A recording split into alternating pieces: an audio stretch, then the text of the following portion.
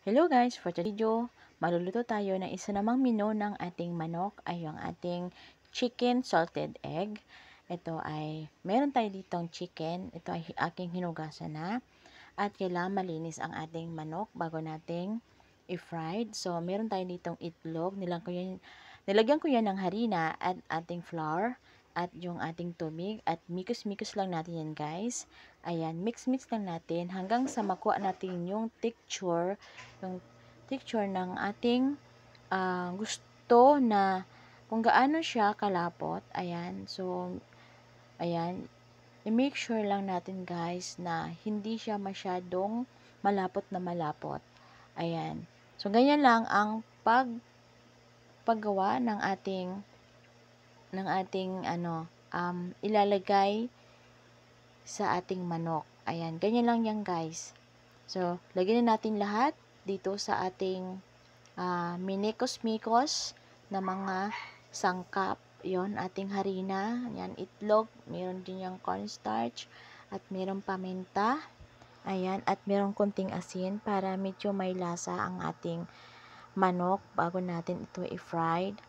Ayan guys, so ganyan lang. So, naglagay na ako dito ng mantika. Ayan, naglagyan na ako nito ng mantika at ito ay pinakuluan lang natin. At pag kumulo na guys, ilagay na natin isa-isa ang ating mga manok. Ayan.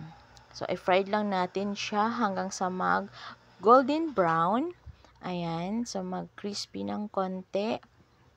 At hintayin lang natin guys na maluto ito.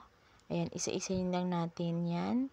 Ayan na guys. So, yan ay drumstick and then wings ang aking niluto dyan. At ito na guys, meron tayo ditong, ayan, salted egg. Ayan, itlog na pula ang tawag dyan guys. So, kukunin lang natin yung egg yolk. Ayan, kahit merong yung egg white, okay lang guys. Basta importante, yung egg yolk ang ating ilalagay sa ating manok. Okay, yan. So, tanggalin lang natin isa-isa ang ating egg yolk. Ayan. Yung egg white, guys, huwag nyo itapon at pwede rin natin yan iulam. Ayan. So, yan na guys. Ganyan lang ang pagluto at hintayin lang natin na lahat ito ay mag golden brown. At ito na guys, mikos-mikos pa rin natin. At ito na, luto na ang ating fried chicken. Ayan, nagagawin natin na chicken salted egg. Ayan, at ilagay din natin yung mga natitira pa nating manok. Ayan guys, para lahat sila maluto at sabay-sabay natin silang lagyan ng ating ginawang salted egg. Ayan guys, so hintayin lang nating maluto ito at isa-isa din natin.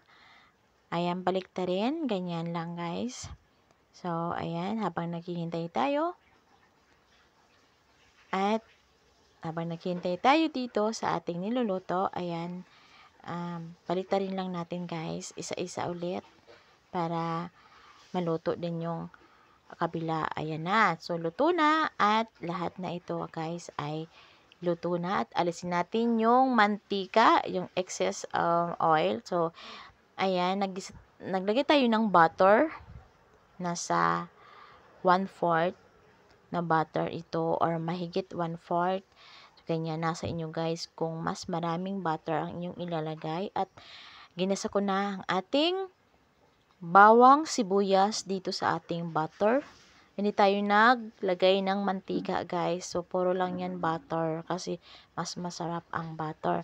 At ilagay na natin ang salted egg. So, yung salted egg guys ay nilagyan ko ng konting ng tubig para hindi masyado malapot. At ayan na guys. So, mikos-mikos lang natin hanggang sa madurog ang mga egg yolk. Ayan na. So, durog na siya at hintayin lang natin kumulo at saka natin ilalagay ang ating mga manok. Ayan guys.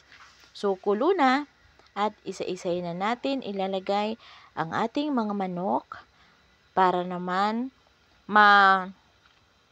malagyan ito ng egg salted egg. Ayan. So, nilagyan ko pa rin yan guys ng konting asin at konting magic sarap para mas malasa ang ating chicken. Ayan na, inisa-isa ko na siya ilalagay. So, yan guys ay crispy. Kasi yung ating manok ay crispy. Ayan. So, crispy yan.